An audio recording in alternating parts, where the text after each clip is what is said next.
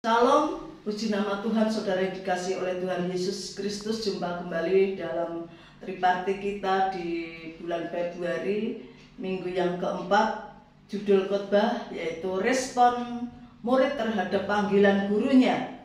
Ayat pokok ada di Matius 9 ayat 37, dikatakan di situ, maka katanya kepada murid-muridnya, tuan memang banyak tetapi pekerja sedikit. Ayat rujukan ada di Yohanes 4 ayat 35. Pendahuluan, banyak orang Kristen yang keluar masuk gereja saja sebagai penonton. Namun bagaimana sikap kehidupan kita sebagai murid-murid Kristus, hendaklah dia menerima respon daripada apa yang Yesus katakan, makananku adalah melakukan kehendak Bapakku.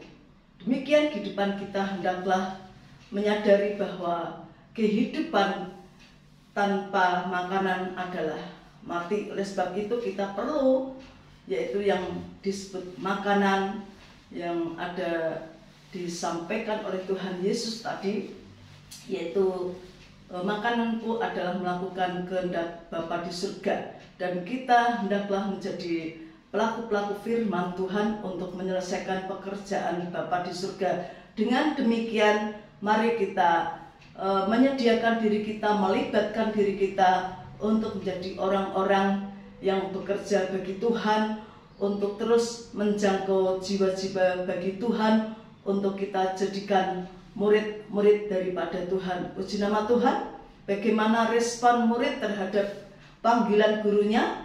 Yang pertama, yaitu menjadi pribadi yang mengalami akan perubahan. Ada di Roma pasal 12 ayat 2. Dan sanggup memiliki jiwa pendidik dan mengajar orang yang belum dewasa. Ada di Roma 2 ayat 20. Kemudian orang yang mengalami perubahan adalah yakin menjadi penuntun orang buta dan menjadi terang bagi kegelapan. Ada di Roma 2 ayat yang ke-19.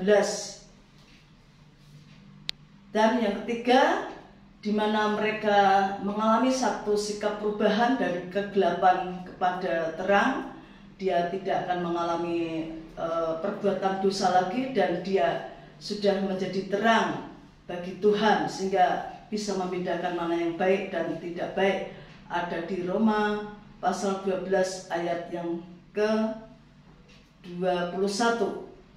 Kemudian respon murid terhadap panggilan gurunya, yaitu siap mengikuti teladan Yesus atau menuruti jalan-jalannya.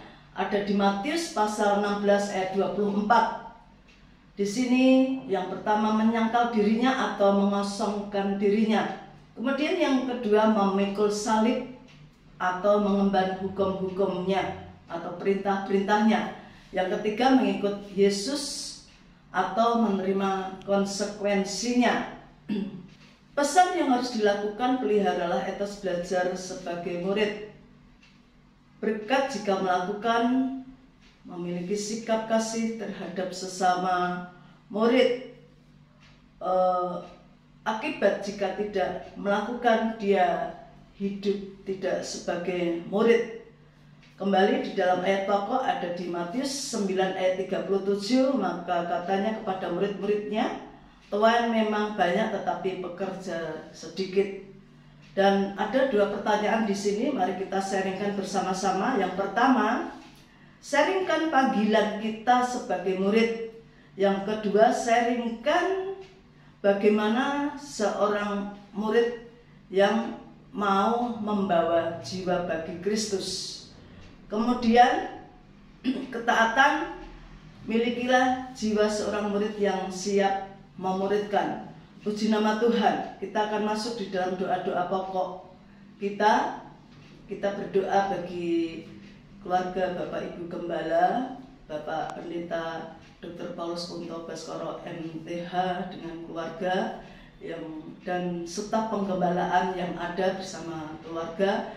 Kita berdoa untuk multiplikasi triparti komsel kita berdoa untuk pengurus 24 yang ada sudah dilantik. Biarlah Tuhan bekerja atas hidupnya. Kita berdoa untuk murid-murid yang akan dimuridkan.